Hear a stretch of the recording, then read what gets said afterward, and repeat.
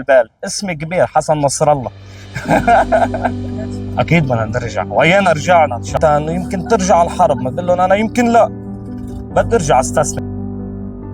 مثل ما عم تشوف العالم كلها عم تنزل بيوت جاهزه وكذا، انا هون عملت هيدا الكيوسك قهوه، بدي تشجع الشباب وهالناس عامله، بدي احطه برا.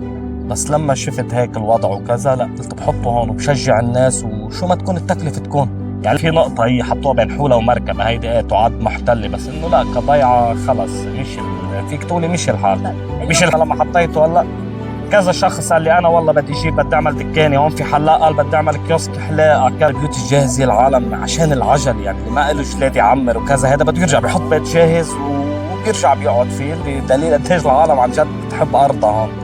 فوق بيت تكسر كله تكسر وهيك. هون بيت جدي انا حطيته قدامه كمان مكسر يعني، بس انه عندي اوضه مزبطه وكذا وبقعد فيها هون ورواق. رجعت انت عليه؟ هي لو بترجع اقول يعني بعد كل اللي قدمناه من شهداء وهيك وما نرجع بالضبط ابدا.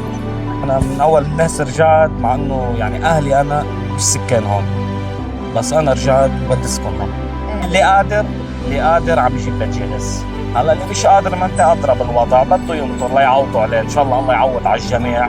بدنا نرجع نعمرها، وانا برجع بقول له اذا انا ما عمرتها وهو ما عمر وكذا مين بده يعمرها؟